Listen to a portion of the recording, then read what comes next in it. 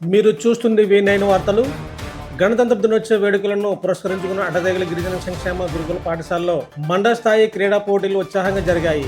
ఈ పోటీలను ఎంఈఓ శ్రీనివాస్, రమేష్ మరియు ప్రిన్సిపల్ ప్రభాకర్ ప్రారంభించగా మండలంలోని వివిధ పాఠశాలల నుంచి సుమారు 100 మంది విద్యార్థులు తమ ప్రతిభను చాటారు. క్రీడలు విద్యార్థుల్లో క్రమశిక్షణ పెంపొందిస్తాయని ఈ సందర్భంగా అతిథులు పేర్కొన్నారు. ఇందులో గెలుపొందిన విద్యార్థులు ఈ నెల 23, 24న చోడవరంలో జరగబోయే డివిజన్ స్థాయి పోటీల్లో పాల్గొంటారని, గెలిచిన విద్యార్థులకు జనవరి 26వ తేదీన గణతంత్ర దినోత్సవం సందర్భంగా జిల్లా ఉన్నతాధికారుల చేతుల మీదుగా బహుమతులు అందజేయనట్లు నిర్వాహకులు తెలిపారు. మా పాఠశాల తరపు నుంచి స్వాగతం సుస్వాగతం పలుకుతూ ఈ కార్యక్రమం నిజంగా మా స్కూల్లో జరగడం నాకు చాలా గర్వకారణంగా భావిస్తున్నాను. ఎందుకంటే నాకు స్పోర్ట్స్ అంటే చాలా ఇంట్రెస్ట్. మీలాగా చిన్నతనం నుంచే నాకు గేమ్స్ అంటే చాలా ఇంట్రెస్ట్. నేను మీలాగే క్రీడలు ఆడే ఈరోజు ఈ స్థాయికి వచ్చాను.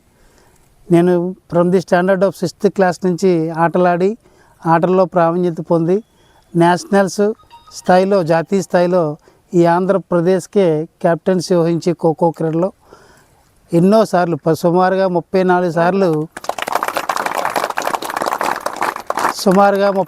సార్లు ఈ యొక్క జిల్లా నుంచి, మా విశాఖపట్నం జిల్లా నుంచి ప్రాతినిధ్యం, సుమారుగా 17 సార్లు ఆంధ్రప్రదేశ్ రాష్ట్రానికి నాయకత్వం వహించడం కూడా నేను చేశాను. ఎలాగా మీలాగా చిన్న good morning all of you.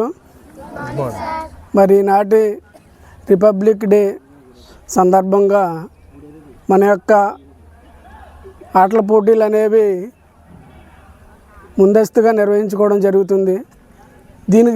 దీనికి వేదికగా అధ్యక్షులు ఉన్నటువంటి పాఠశాల ఏపీఆర్ స్కూల్ ప్రిన్సిపల్ గారికి, అదేవిధంగా మరి ఆశ్రమ స్కూల్ బాయ్స్ హెచ్ఎం గారికి, ట్రైబల్ వెల్ఫేర్ గర్ల్స్ హెచ్ఎం గారికి, మరి ఇతర ప్రధానోపాధ్యాయులకి, పీఈటీ అధ్యక్షులు కృష్ణారావు గారికి, రాంబాబు గారికి, మరి బండారి, మరి ఇతర పీఈటీ పీడీలకు ప్రత్యేకమైన నమస్కారాలు తెలియపరుచుకుంటున్నాను. విద్యార్థులకు నా యొక్క ఆశీస్సులు.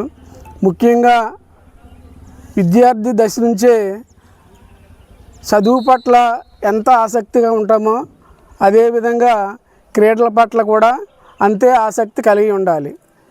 క్రీడల్లోనే రాణించిన విద్యార్థులు చదువు పట్ల కూడా 100% రాణిస్తారు. కాబట్టి క్రీడలపైన ఎక్కువ మక్కువ కలిగి ఉండాలి. ఇప్పుడు ఏదైనా